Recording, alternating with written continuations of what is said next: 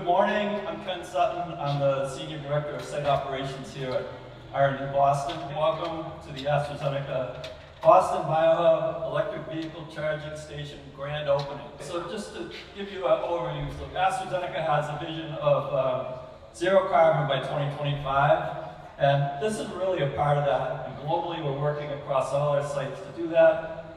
And some of the core ideals were really proven in this project. EV commuting does improve human health by removing tons of emissions of micropollutants from the air, so that's one of the big benefits for people. And then the project also demonstrates sustainability and leadership, so supplying all these EV stations for people who may not have an opportunity at home. They may live in an apartment or a condo, gives them an opportunity to really participate in the EV evolution. And then just a little background, we started here with 3 chargers. Bruce McGregor and I attended an EV seminar hosted by Mayor Menino in Boston in 2011. And it started small and it built from there. So then we continually added capacity, and as we did, people began to buy EVs and more people showed up. And then it finally culminated in 2020 with what you see here today. We have installation for 450 chargers. And we believe by 2025, you'll see this garage will be full of electric vehicles. That's the vision. So now I'd like to introduce our state representative, Jeffrey Roy. He represents the 10th Norfolk District and is our state chairperson of the Joint Committee of Telecommunications, Utilities, and Energy. And I'm excited to be with you this morning to launch the open of the largest EV infrastructure on the East Coast, right here in Waltham, Massachusetts. And as you heard, that's 250 ports that's going to provide charging access for 400 vehicles, and that's simply incredible. You know, we all know that AstraZeneca is demonstrating with its action today that Massachusetts possesses a top-notch ecosystem to foster moonshot ideas in the battle to produce clean energy and save the planet. We have world-class universities here in Massachusetts, great innovators, a highly skilled workforce, solid climate policies, and companies like AstraZeneca who boldly step up to the plate.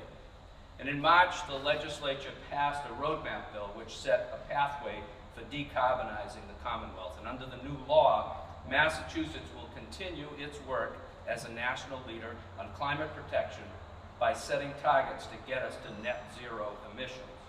And in passing this law, we understood that climate science and policy is complicated, but we also knew that it demands immediate action to avoid what is essentially the most significant existential challenge of our time.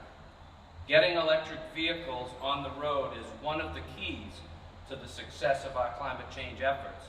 And indeed, we're aiming, and I'm glad to hear that AstraZeneca shares that, we're aiming to get 300,000 EVs on the road by 2025, and the Commonwealth is offering rebates and incentives to get us there. We're at 10% right now, but we will get there. And it's projects like this that will help ensure that we do it. This initiative is a significant step forward in EV expansion.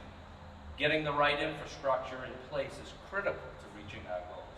We need to give drivers and consumers access to fuel, in this case electricity, so they're confident and comfortable in their EVs.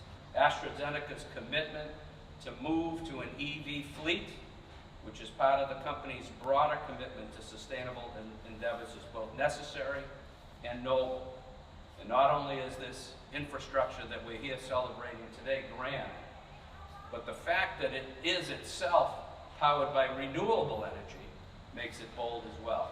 And I want to thank AstraZeneca and the partners that helped make this, put this all together and make this a reality. We do want to give a special shout out to Ken Sutton, who you just heard from, and he really drove this initiative. Ken's business focus here has centered on building a sustainable site that improves energy conservation. And Ken, your work is an integral part of the Massachusetts ecosystem, and for that, we are grateful.